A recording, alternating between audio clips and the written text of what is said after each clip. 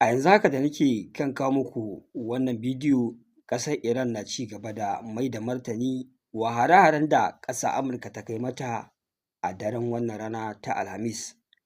Kamar yadda kuka sani a daren jiya na yi bidiyo ina kawo muku bayanai cewa ƙasar Amurka ta ƙara shirya sabon farmaki da za ta kai ƙasar Iran, wanda already dama an ji shugaban ƙasar Amurka Donald Trump ya bayyana ya yi declaring cewa ceasefire fa ya ƙare a tsakaninsu da ƙasar Iran.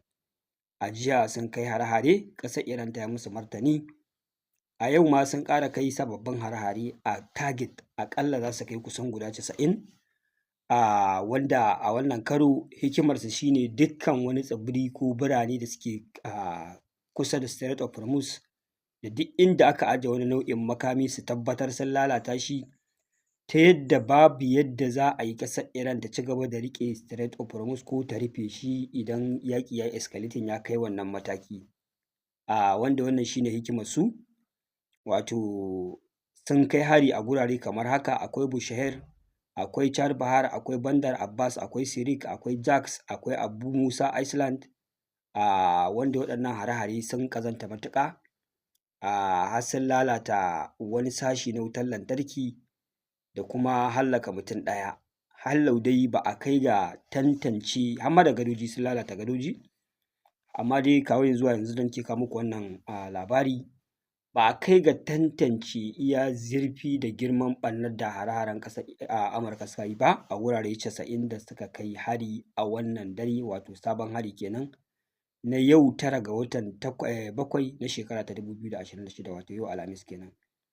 Haka zalika kun dai san yadda lamarin yake, ita ma ƙasar Iran tit for tat ne, ba ta jira da zarar an mata, ba magana ba ce ta sai gari ya waye ko sai an samu wasu kwanaki muna shiryawa mu duba ina za mu kai hari, a'a, ana kai harin nan yana lafawa suke ci gaba da mai da martani na ramuwar gayya.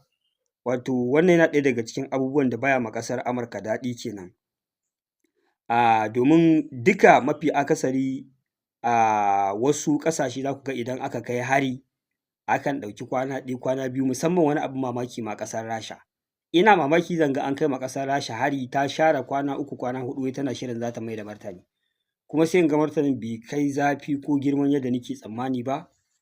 Amma kusan ita ƙasar Iran a nata ɓangare yana da bambanci, makaman ma ƙila ba su ƙare sauka daga cikin ƙasarta ba, ta riga ta gama shirya asalin target da za ta ci gaba da kai maka hari, sai dai da safe kowa ya duba ya ga me aka lalata min, ni ma me na lalata. To wannan shi ne dama abin da ya dace. Wato bayan hare-haren ƙasar Amurka, ita ma ƙasar Iran ta mai da martani sosai, ta mai da martani mai zafi a ƙasar Kuwait. Akwai camp na Azerbaijan da kuma Ali Al-Salem Air Base kenan, da kuma ƙasar Bahrain nan ma ta kai a Jubair da kuma Sheikh Isa Base. Wato gabaki ɗaya waɗannan hare-hare da ƙasar Iran ta kai hare-hare ne su ma masu girman gaske, wanda maganar da nake muku shi ne kawo ya zuwa yanzu fa hare-haren ba su riga sun ƙare ba, ita ma tana ci gaba da mai da martani, domin a wannan dare aka kawo wannan farmaki, kuma a wannan dare ƙasar Iran take ci gaba da farmaki.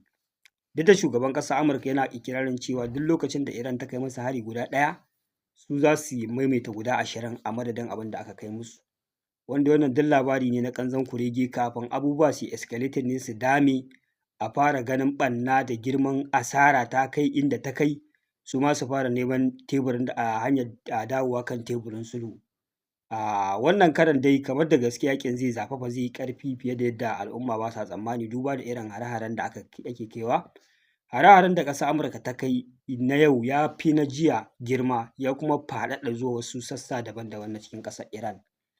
Sai dai a iya nazari da tunanina, hallau ƙasar Iran ba za ta yarda ta ja yaƙin ya yi faɗi ya yi girma ba a tsakankanin yau zuwa gobe, domin a yau ne ake sa ran za a kammala jana'izar shugaban juyin juya halin ƙasar Iran Ayatollah Ali Khamenei. Yau ne za a binne shi bayan dawowa da shi daga ƙasar Iraki, wanda ina ganin hallau dai wannan jana'iza ba ta kammala ba, abubuwa ba za su daidaita ba, ta yadda ƙasar Iran za ta yi focusing sosai da sosai wurin yin yaƙi da ƙasar Amurka, domin ci gaba da faɗaɗa yaƙin, abubuwa su caɓe a gaba ɗaya ilahirin ƙasar ka iya dakatar da jana'izar ko wani abu wanda ba daidai bai faru.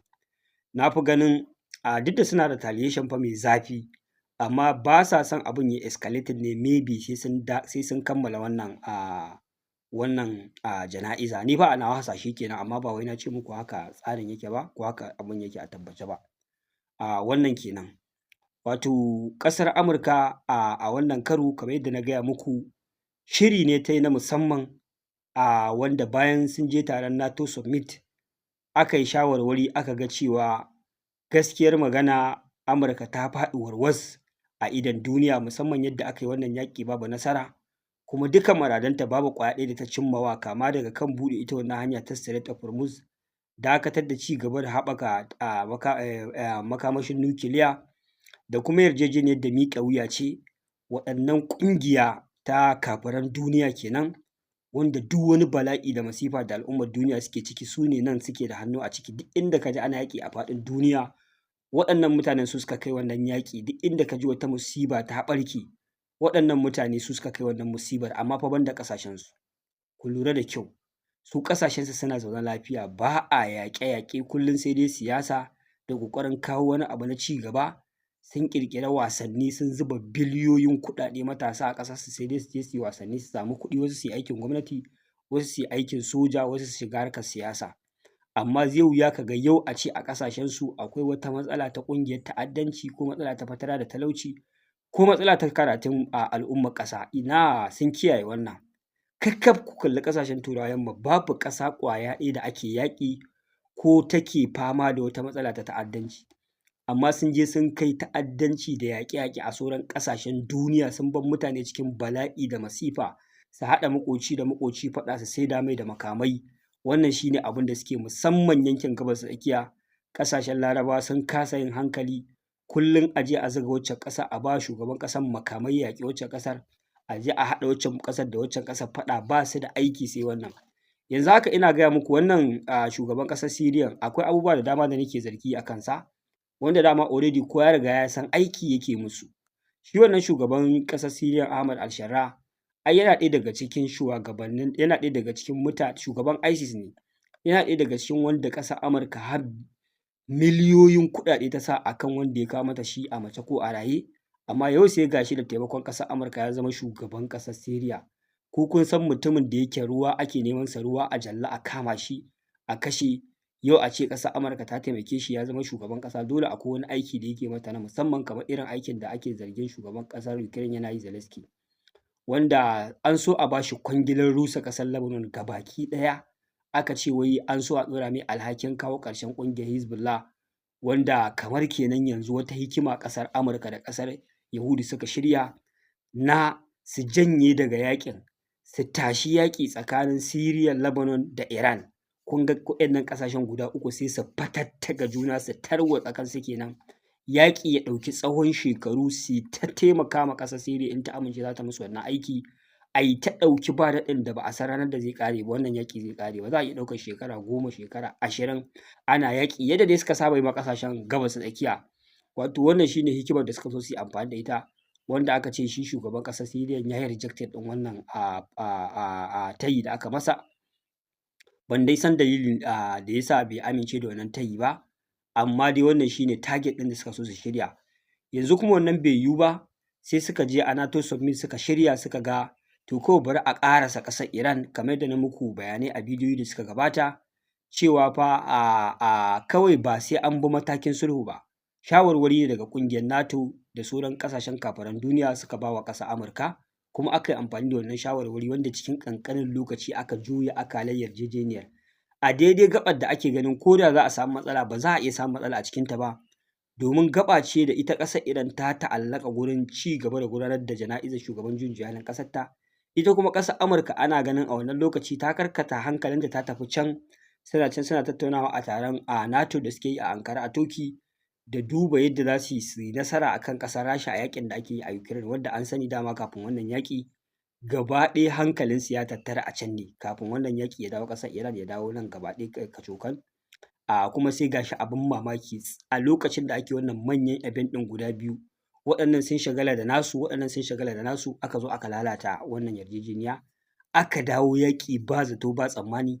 Ga shi ina ba ku labarin tun bayan yaƙin da aka yi na bayan kwanaki 60 babu yaƙi da ya ƙazanta kamar wannan yaƙin, magana ta gaskiya kenan. wannan yaƙin da ake ya ƙazanta sosai. Kamar yadda na ce muku a rana ta farko ƙasar Amurka ta kai hari target 80, haka a wannan rana ta biyu ta kai hari a target kusan guda 90. Gurare da dama an samu matsaltsalu da yawa a cikin ƙasar Iran. Iran ma ta yi martani a waɗannan gurare da na lissafo muku a cikin wannan bidiyo. Haka zalika har yanzu su ma ba a ƙara tantance adadin ɓarnar da suka yi ba. Kai abin da nake so in tabbatar muku ma shi ne, a hare-haren da ƙasar Iran take ci gaba da kaiwa har sai da ƙasar Bahrain da Kuwait suka yi declaring ɗin al'ummar ƙasarsu kada su fita aiki, kada su fita kasuwanci, su tsaya a cikin gidajensu for safety reason. To kun ga ko duk lokacin da aka ce an kai ga matakin haka, to hare-haren da ƙasar Iran take kaiwa ita ma fa suna da zafi, suna da girman da har suka kai ga a ɗauki wannan mataki. Saboda haka ina tabbatar muku da bayan gari ya waye abubuwa sun daidaita, za ku ji sabon rahoto na adadin ɓarna da abubuwa da aka lalata a cikin wannan yaƙe-yaƙe da ake ci gaba da gudanarwa a yanzu, wanda ina tabbatar muku da a wannan karo ƙasar Amurka ta dawo gadan-gadan ne tana so ta kai ƙasar Iran ƙasa ko ta halin ƙaƙa. Sai dai a ɓangaren ƙasar Iran ɗin ta nuna cewa a shirye take, kuma ƙasar Amurka za ta ci gaba da fuskantar consequences da ramuwar gayya mai tsanani. An ce har Bushehr nuclear facility ta so ta tarwatsa a wannan hari, sai dai a labarai da na gani harin bai kai ga taɓa wannan cibiyar makamashin nukiliya ba. Amma dai a maganar da nake muku a yanzu abubuwa na ci gaba da sauka a sansanin sojojin ƙasar Amurka da ke waɗannan ƙasashe guda biyu. Insha Allahu zuwa gari in ya waye abubuwa suka lafa, na san bidiyoyi da bayanai cikakku za su fito akan asalin gundarin target da aka lalata da kuma asalin ɓarnar da aka yi. Zan zo muku da cikakken bidiyo. A nan zan dakata. Wassalamu alaikum warahmatullah.